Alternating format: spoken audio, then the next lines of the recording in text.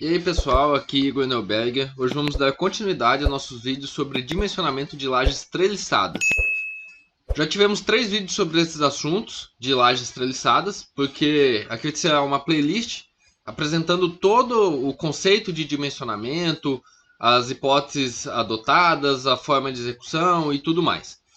O vídeo de hoje nós trataremos exatamente do cálculo da área de aço, tá? No vídeo anterior nós já encontramos um momento fletor, que é um momento fletor característico MK de 3,83 kN vezes metro por nervura, ou seja, em cada vigota, tá? Por nervura. E além disso a gente já tem a seção transversal definida. É uma seção transversal com uma base de 50. Eu vou redesenhar aqui só para ficar mais bem desenhado. Então uma base aqui em cima da mesa de 50, colocando as informações aqui necessárias para o dimensionamento.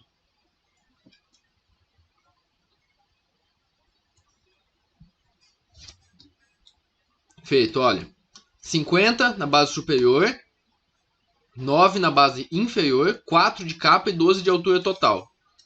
Então, 50, 9, 4 e 12 de altura total. A partir de agora, sabendo qual que é o momento fletor que está atuando nessa nervura, que é constituída exatamente por essa seção transversal aqui, a gente pode iniciar o roteiro de dimensionamento de uma seção T submetida a momento fletor positivo. Então, para isso, eu vou utilizar esse roteiro aqui, ó, que é o roteiro de dimensionamento de seção T do autor José Milton de Araújo, tá? Tem vídeos no meu canal também ensinando a usar esse roteiro, aplicando vários exemplos e tal. Aqui eu vou fazer um pouquinho mais direto para a gente chegar lá no cálculo da nossa área de aço. Para isso, eu vou utilizar um FCK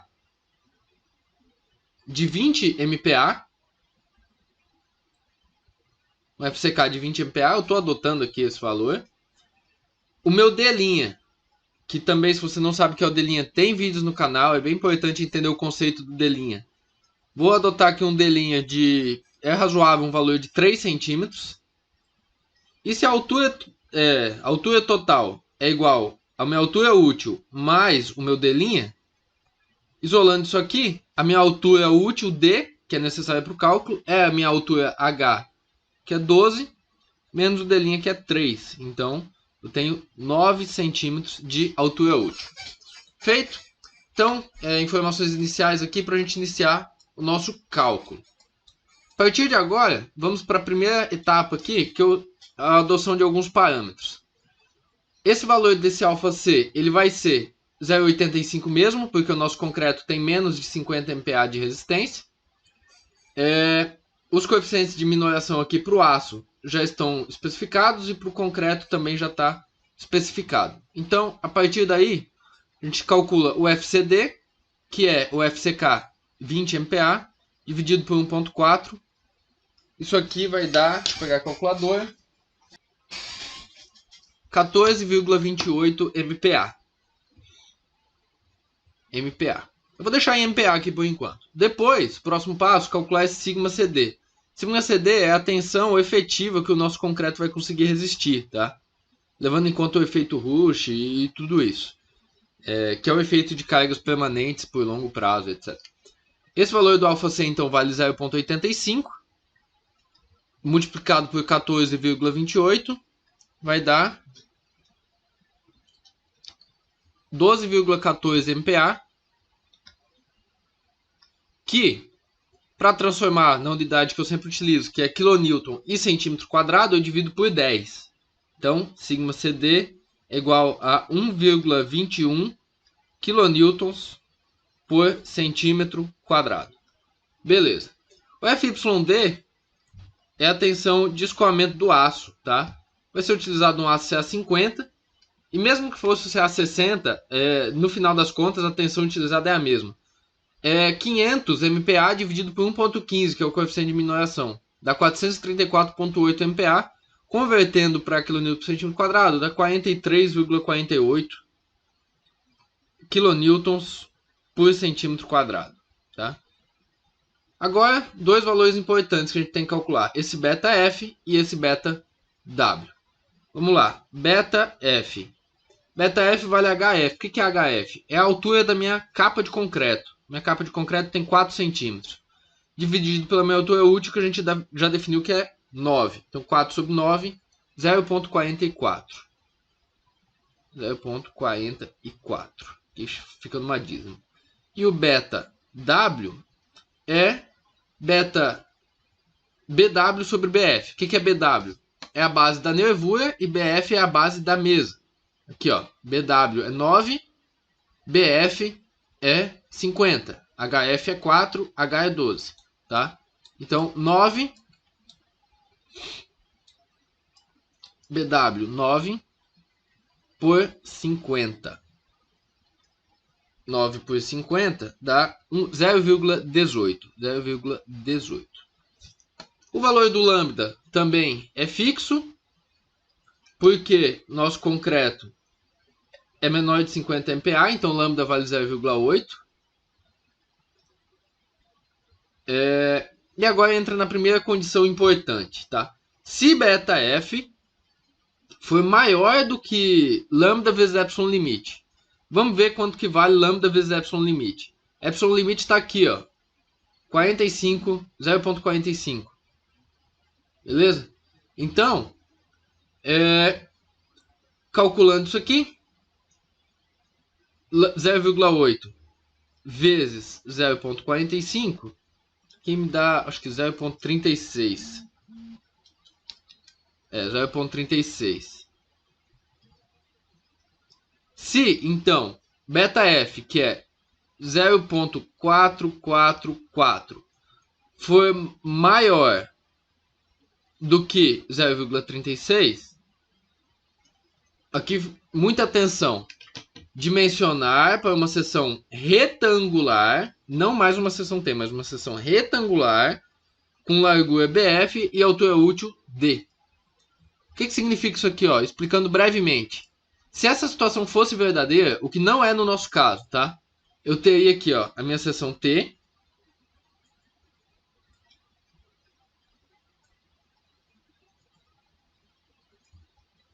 Eu teria a minha seção T. E simplesmente por aquela condição... Opa, acabei apagando mais coisas do que deveria.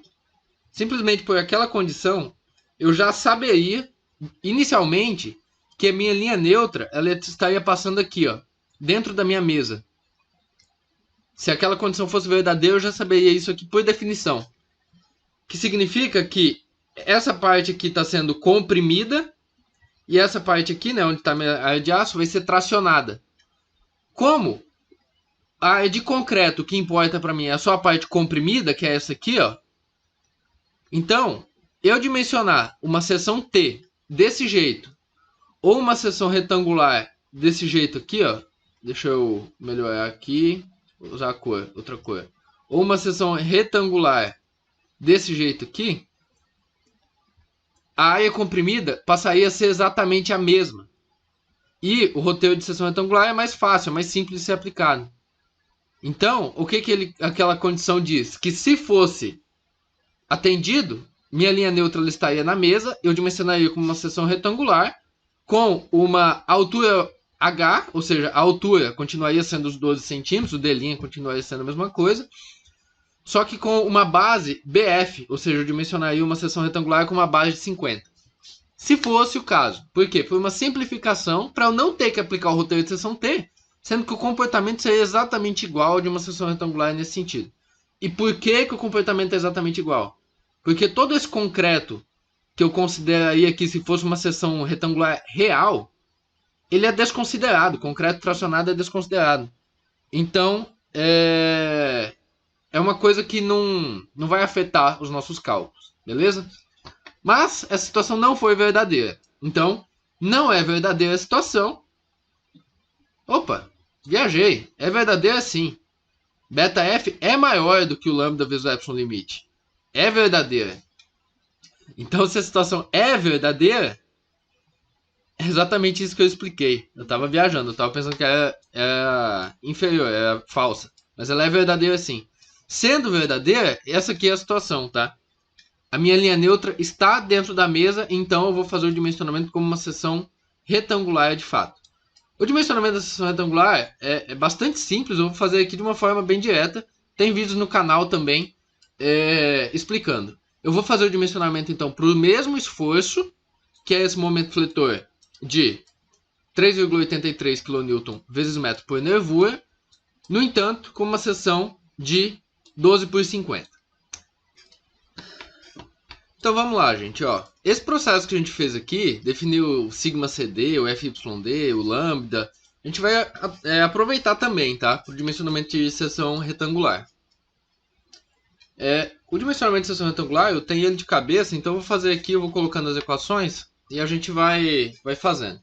Eu tenho que calcular o μ. O que é o μ? É o momento adimensional, que ele vale md, que é o momento de cálculo, dividido pela minha base. Qual que é a minha base agora? A minha base BF, tá? Que é uma seção retangular de base de 50 e altura de 12. Então, base BF vezes altura útil D ao quadrado vezes o sigma CD, tá? Essa aqui é a minha fórmula. Qual que é o MD? É o momento característico de 3,83 kN vezes metro, multiplicado por um coeficiente de majoração. Então, ó, MK é igual a 3,83 kN vezes metro. Eu já vou converter isso aqui para kN vezes centímetro, tá? Para a gente manter a coerência das unidades. Dá 383 kN vezes centímetro. Isso. E o MD é 1,4 vezes o MK. Então vamos lá. Ó. Vou colocar aqui só para dividir. 1,4 vezes 383 dividido por BF 50 vezes D ao quadrado. D a gente já tinha definido que era 9 vezes sigma CD, está aqui em cima, 1,21 vezes 1,21.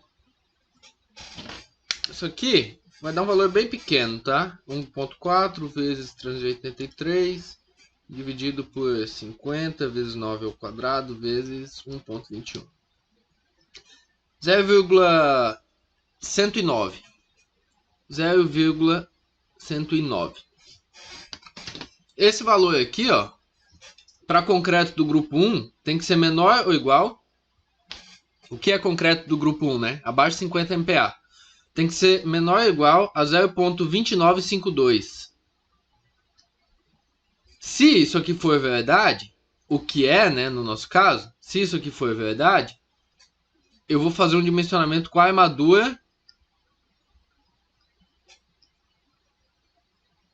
simples. A armadura simples. Ou seja, o que é uma armadura simples? Eu vou precisar de aço só para resistir à tração, tá? Porque eu tenho área de concreto suficiente para resistir à compressão. Então eu não preciso utilizar a armadura dupla. Fechou? Então, vamos prosseguir nos nossos cálculos. Depois de calculado o μ, a gente vai calcular o epsilon. Esse valor bem aqui, ó, que é igual a 1 menos a raiz de 1 menos 2 vezes o μ, que é o momento adimensional, dividido pelo lambda. Isso aqui vai dar 1 menos a raiz de 1 menos 2 vezes 0,109. Tudo isso aqui dividido pelo lambda, que é 0,8. Vamos ver quanto é que dá. 1 menos, quer dizer, 2 vezes 0,109. 1 menos isso, raiz disso, 1 menos isso, dividido por 0,8. Dá 0,1446. 0,1446. O que é o epsilon? O epsilon, ele é isso aqui, né? 0,1446. Mas ele também representa isso aqui, ó. Epsilon é igual a x sobre d. O que é x? É a profundidade da linha neutra. A partir daí, eu calculo a profundidade da minha da minha linha neutra como epsilon, que é 0,1446, vezes a minha altura útil, que é 9 centímetros. Então, vezes 9, 1,30 centímetros. 1,30 centímetros. O que isso aqui significa para mim? Significa que dessa minha seção T aqui, ó, a minha linha neutra ela tá bem aqui em cima. Bem aqui em cima. Na verdade, ela, na minha situação real, ela representa 4 centímetros, né? Que é a profundidade. Então, eu vou colocar mais ou menos em escala. Minha linha neutra está bem aqui. E a minha resultante de compressão está bem aqui no meio dela. Ó. E essa profundidade aqui, ó, é apenas de 1,9, que foi o que a gente calculou ali, 1,9 centímetros, frente aos 4 centímetros, que é a altura total aqui, né? Aqui eu tenho 4. Ou seja, só 1,9 centímetros na parte superior do meu concreto que efetivamente está comprimido, tá? Então, beleza. Agora podemos calcular a área de aço. Para calcular a área de aço, a gente precisa calcular o quê? Estou aproveitando para apresentar uns conceitos para vocês. O braço de alavanca. O que é o braço de alavanca? É a distância entre essa resultante de tração e a resultante de compressão. O braço de alavanca é dado por essa cota e a sigla Z, tá? O Z representa o braço de alavanca. Aqui, ó, eu tenho a resultante de compressão, que é o RC, resultante de compressão, e aqui eu tenho a resultante de tração, que é bem no centro, ali onde estão minhas áreas de aço, né? Minhas áreas de aço elas vão estar localizadas aqui assim, né? Fica bem no meio das áreas de aço ali. Z é calculado por essa fórmula aqui, ó. Z, vou botar para o laranja, é igual a D, que é o braço de alavanca, desculpa, altura útil, menos 0,5 vezes lambda vezes x. Ele está pegando bem aqui, ó. Ele pegaria vezes 0,5, ó. D é a altura útil total, né? Do centro aqui da barra até aqui na face superior. A cota Z vem até o centro aqui da minha região comprimida. Então, por isso que ela colocou 0,5x, que é a mesma coisa que x sobre 2. A diferença é que, como as tensões no concreto aqui não são uniformemente distribuídas, não é uma distribuição linear, a gente corrige pelo valor do lambda, que é o 0,8, tá? Então, é daí que vem essa fórmula. Então, isso aqui vai dar Z igual a 9 centímetros, que é a altura útil, menos 0,5 vezes 0,8, que é o lambda, vezes... eu tinha colocado 1,9 lá, é 1,30, que é a altura x, tá? É 1,30. É um errinho lá na representação, mas dá para entender. Então, 0,5 vezes 0,8 vezes 1,30, 9 menos isso, 8,48 centímetros. Beleza. Cálculo da área de aço. A área de aço é igual a MD dividido por FYD vezes Z. Quanto vale meu MD? Está calculado aqui em cima já, né? 1,4 vezes 383, que é o momento de cálculo. 1,4 vezes 383 dividido por 43,48 vezes Z, 8,48.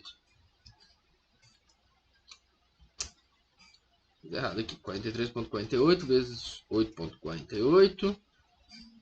E agora 1,4 vezes 838 dividido 383, né? 383 dividido por isso aqui. Dá 1,45 centímetros quadrados. Além disso, temos que calcular a área de aço mínima, né? A S mínimo.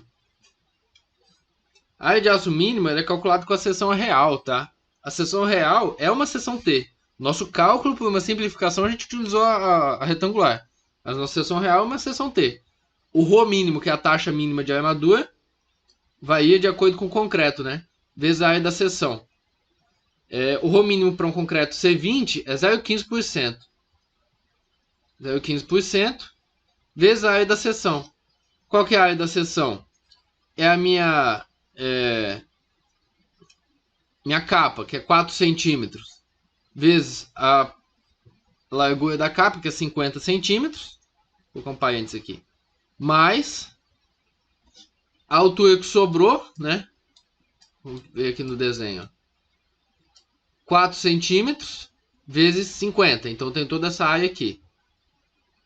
Mais a altura que sobrou, 12 menos 4, então 8, vezes essa largura aqui, que para eu pegar só esse pedacinho.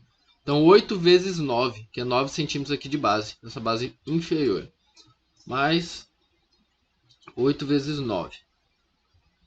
Igual, 0,15 por cento, né? Então, por 100, vezes 4 vezes 50, 200. 8 vezes 9, 72. 272 centímetros quadrados aqui, né? Minha área da seção. Vezes 0,15 dividido por 100. 0,15 vezes 272 por 100.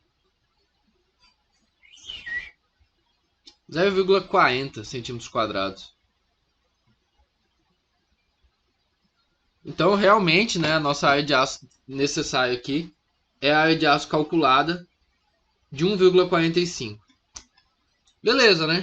1,45 centímetros quadrados é o que a gente precisa. Agora, a gente tem que lembrar que a gente está calculando a área de aço para uma laje treliçada. E que, quando eu monto a minha laje, eu vou ter aqui uma região onde vai estar a minha vigota. Que é a minha vigota que é fabricada com uma treliça. Então, eu tenho que pensar que essa treliça aqui que eu utilizo para fabricação, ela já tem uma certa área de aço aqui na região positiva. Que área de aço é essa? Aqui, ó. São essas duas barrinhas inferiores da minha treliça. Essa aqui e essa aqui. Se eu estou usando uma TR, que é a treliça, de 8 centímetros, 0,8, 644, que aço é esse aqui? São duas barras de 4,2, que é o que já tem na minha treliça. Isso aqui é uma área bem pequena, tá? Só pelo um fio de 4,2, né? Pela fórmula da área de aço, né? Transformando tudo em centímetros, então 0,42 centímetros ao quadrado vezes π. 0,42 ao quadrado vezes π dividido por 4. Uma barra de 4,2 tem 0,1385 centímetros quadrados de aço. Praticamente nada. Por isso que é perigoso você executar uma laje treliçada só com a armadura da treliça. Porque a armadura da treliça não contribui com quase nada. Vezes duas barras, arredondando aqui um pouquinho, 0,28 centímetros quadrados. É o que tem aqui, ó. Se eu não estiver considerando barra adicional. Mas, o que a gente está fazendo esse cálculo é justamente para saber qual é a barra adicional que a gente vai utilizar. Ou seja, qual que é a barra que eu vou botar aqui no meio, ó, em adição para eu aumentar minha área de aço positivo. Qual que é a área de aço necessária? A área de aço necessária é o que a gente calculou. 1,45, né? 1,45 é o necessário. Quanto que eu já tenho ali? 0,28. Então, a área de aço necessária, 1,45, menos a área de aço já disponível, 0,28. Terei 1,45 menos 0,28, 1,17 centímetros quadrados. Essa é a área de aço necessária para esta barra aqui, ó. Para esta barra ali. Que vai dar uma barra de 12,5, tá? Uma barra de 12,5, 1,25 ao quadrado vezes π dividido por 4. Um φ de 12,5, ela tem 1,22. Essa aqui é quase que uma coincidência, né? Ela é de 12,5 e tem 12,2, né? Se a gente for associar aqui só para lembrar. Ela tem 1,22 centímetros quadrados. Então essa barra aqui, ó, um fio de 12,5 aqui, ele atende com muita perfeição, tá? Porque dá a área de aço exata, sim, necessária, uma área de aço muito próxima. Logo, para essa treliça aqui, o que eu vou ter que fazer? Eu vou ter que colocar as duas barras de 4,2. Vou colocar aqui, ó, no desenho, aproveitar esse desenho que eu tenho aqui, ó. Os dois fios de 4,2 que eu tenho aqui, que é da minha treliça que eu escolhi inicialmente para utilizar no meu cálculo. Então aqui, ó. Opa. Aqui. E aqui. Dois fios de 4,2.